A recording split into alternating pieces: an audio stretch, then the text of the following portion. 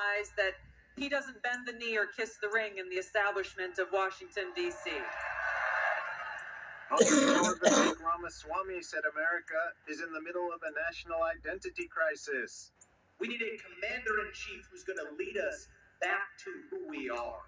Faith in God, patriotism, hard work, family. These things have disappeared only to be replaced by these new religions of wokeism or transgenderism or climatism or COVIDism. Former President Trump vowed to bring back the American dream. And I'd like to begin by asking a very simple question. Are you better off now than you were 4 years ago? I don't think so. Trump stated that the challenges America faces can be solved. But now the fate of our nation is in your hands because we can't go any longer. We're taking it right up to the edge. The former president discussed his tax cut plans, including no tax on overtime, tips, or Social Security benefits.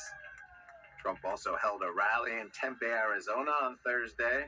He decried what he called the migrant invasion and promised to take action on the border. We're going to break this tidal wave, we're going to end it fast, and we're going to have our country back again. A new CNBC All-America Economic Survey shows former President Trump with a slight national edge over Vice President Harris, leading 48 to 46%. In the battleground states, Trump leads 48 to 47%, both within the margin of error. Trump also holds a strong lead on economic issues, with a 42 to 24% advantage among voters who believe his win would improve their financial situation. Trump will be in Texas on Friday. The former president is set to make his debut on the Joe Rogan Experience. The episode release date is yet to be announced.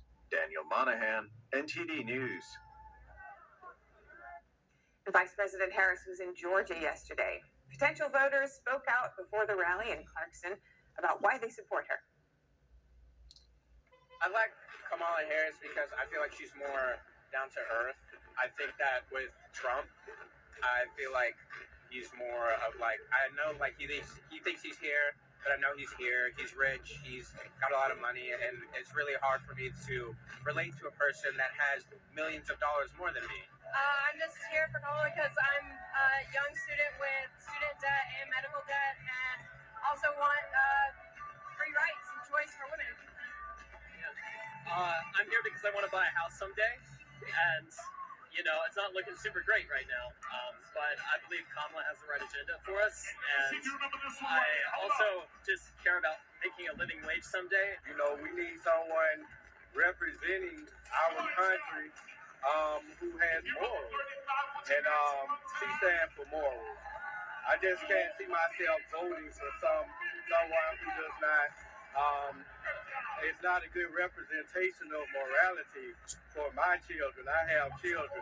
Honestly, I didn't really know much about her until she came out in July, and then ever since then I've really been liking how she's been supporting women, and that's kind of what I'm all about because I want reproductive rights. I wasn't crazy about her as VP just because I didn't know all that much about what she was doing. I had a kind of a misunderstanding as to her role with the border, but reading about her role as quote-unquote border czar was, like, I got a better understanding that she wasn't failing at her job. She was just given kind of an impossible task. I'm so ready for this election to be over. It's been a wild ride. The amount of things that I've seen against versus with Trump and Kamala, and I'm just ready to get those polls in and see who the winner is. I'm excited. As the election enters its final stretch, voters at a Texas rodeo share what their thoughts are and what's driving the vote for them. I think there's too many people looking into the past that said, you know, mean tweets, this, that, and the other. You know what? Let's get over that, right? We need to run this country effectively. We need to have somebody that can do it. Somebody that's been in office for 3.5 years that can't do it. And we've got people voting for that. I just hope it doesn't go that way. He's going to burn the whole thing down. And I like it. Let's burn it down because the way it is now, it's no good to us. And it looks like we're going to come to burning it down. And it's okay. The Constitution is going to tell us what to do. I don't see myself voting. Maybe there's like one city council seat that I might But no, I think I've been pretty disillusioned that. Sorry, this will be a little conspiracy theory. That my voice means anything. I have 3 teenagers. I have a son and 2 daughters. They're all teens. And I would say the biggest issue for me is their future. Stuff that's going on inside of schools right now is scary. Not in our school, or we would probably move. But the left, how they've invaded our schools, they've invaded the kids' privacy. The cowboy way of life, number one, we're looking at freedoms is kind of what we want, right? Obviously, my crystal ball, and I hope it's right, it says Trump will be there. It's kind of what I'm looking for. Now, if it goes the other way, I don't know where we'll be. A case of election fraud uncovered in Colorado. The state's top election officials said yesterday that a dozen ballots were stolen, filled out, and returned. They were mailed to a county clerk in the western part of the state. Officials did not say whether they were marked for former President Trump or Vice President Harris.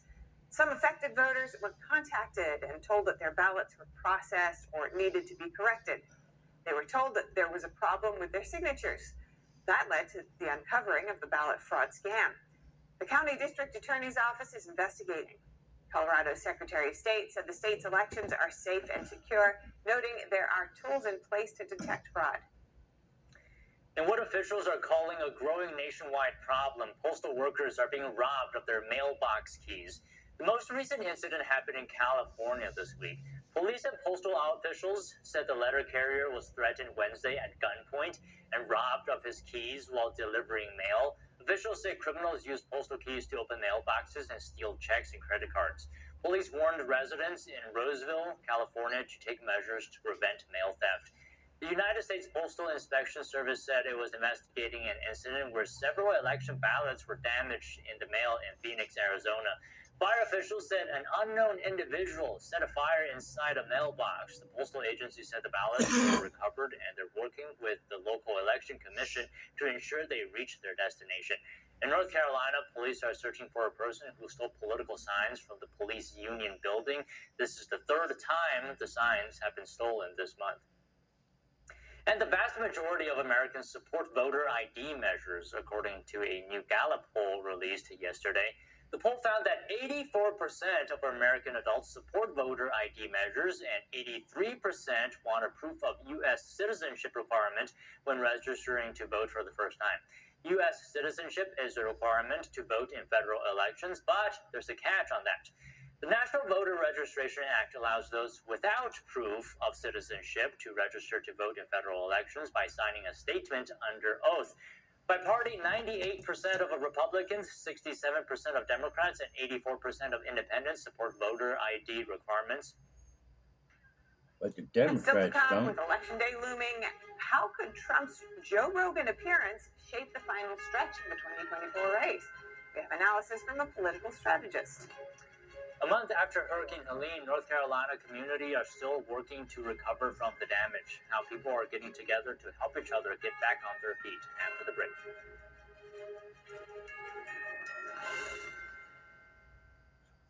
Welcome back to The Nation Decides. This historical election, you need the best political team. We bring the data-driven, unbiased reporting you won't find anywhere else. We cut through the noise so you can make informed decisions. Stay with NTD for the news that matters to you. What do you think the Harris? We are NTD. Amazing grace, how sweet the sound that saved. President Harris have been appealing to voters with appearances on podcasts, in addition to more traditional interviews. So here to discuss this is NTD contributor Mike Leon. He's also the director in policy and strategy at the Free and Equal Elections Foundation. Mike, thank you very much, as always, for coming on today.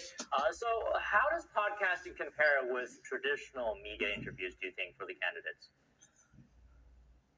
Very good to see you, Don, first and foremost. Well, it doesn't compare, to be honest with you. I mean, you've got traditional journalists that went to journalism school that are at these different networks that are leading anchor coverage and have for years been asking questions of whether it be politicians or whoever it may be and trying to get news stories. Whereas now you have folks that have either played in the NBA, like the All the Smoke podcast that Kamala Harris went on. You have people like Joe Rogan, who's a former comedian and hosted a reality show, that are asking questions. So the questions differ. And I think a lot of the times they do these podcasts to maybe show a little bit more of the human side to them. And that's why Kamala Harris and Donald Trump have engaged with some of these podcasts. In addition to what you mentioned before, there's millions of people that download and listen to podcasts, every day. So if you think it doesn't compare, then how much of an impact is there for Trump appearing on Rogan's podcast in terms of an impact on the race? I don't think it'll have, to be honest, any impact on the race itself. Now, I've talked to a few Republican voters that are like, I wish he wouldn't go on it, because you set yourself up for another opportunity that maybe a soundbite could be taken out of context or something he could say could dissuade somebody. Because like you said, Don, there's 11 million downloads monthly of the Joe Rogan podcast, right? 56% are men that listen to the Joe Rogan. There's over 3 million podcasts that are out there worldwide. So I don't know if it'll have too much impact. I think a lot of people, especially with early voting already starting up, and you're starting to see the numbers come back of Republicans and Democrats that have already gone out to the ballot box, including myself here in the state of Florida. I don't know if it'll have much of an impact. It can't hurt, obviously, because there are so many people, and you throw something against the wall and 11 million people are looking at it, Don, there's a chance that you could sway somebody in one direction or the other. So it doesn't help, but I don't think it'll hurt at all. So you did mention there potentially may be a bit of risk there. The Harris campaign ultimately said that Harris's schedule was too tight to go on Rogan's podcast. So in your view, was it a good move then, or was it a mistake, especially when Harris is struggling with young male voters? Yeah, it's a good point, the way you ended the question, because I think that's kind of the root of this. She went on the Call Her Daddy podcast because that's a female-driven podcast, and you're trying to get white women to come out to the ballot box this November. So she targeted that audience. You would think that she would try to do the same with the Joe Rogan podcast and that audience that is, at least more 2/3 white males or males in general. So it is interesting, but I think, Tim Walz was just on the Smart List podcast, for example. I know JD Vance recently just did a podcast with the New York Times. They're all trying to do these different pods and these different segments and listening audience. And again, I just think this time right now, we're about, 11, 12 days away from November 5th, and early voting has already started up. I don't know if it'll move too much, because I think there are a lot of people that are already out at the ballot box or have requested their mail-in ballots. But it is interesting, Don, like you said, leaving that invitation on the table, and the audience, specifically the demographics around that audience, is a little bit peculiar. But I know she's at least gone on other male-driven podcasts earlier in the cycle, like All the Smoke, which is a NBA podcast. So on the other hand, for Trump, does focusing on male-heavy platforms like the Rogan podcast leave a blind spot with female voters? Yeah, I think it's. Listen, he did a town hall with female voters on Fox News with Harris Faulkner, my old neck of the woods there, and so I know he has tried here and there, but like you said, Logan Paul's podcast, Aiden Ross's podcast, Andrew Schultz's podcast, Lex Friedman's podcast, Joe Rogan's podcast, a lot of podcasts out there, Don. He's gone on all of them, and they're very heavily male-driven audiences, and I think their strategy has been, outside of obviously talking about the economic issues, has been to drive out male support, because if you drive out that male support in numbers, you could offset some of the other support that Kamala Harris is going to get. So I agree with you. I do think it leaves a blind spot for sure. I don't think he's tried enough to try to do that, but he's done different things, with the black community at the barbershop in the Bronx and Fox News. He did something with Univision in the town hall down here in Miami. So they've tried at different times to reach different audience types.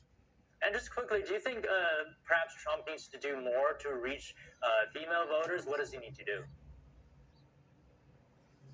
Well, I know he's been asked so much, obviously, about women's reproductive rights. We know that there was a ballot initiative that lost in several, red states like Kansas and Ohio in 2022.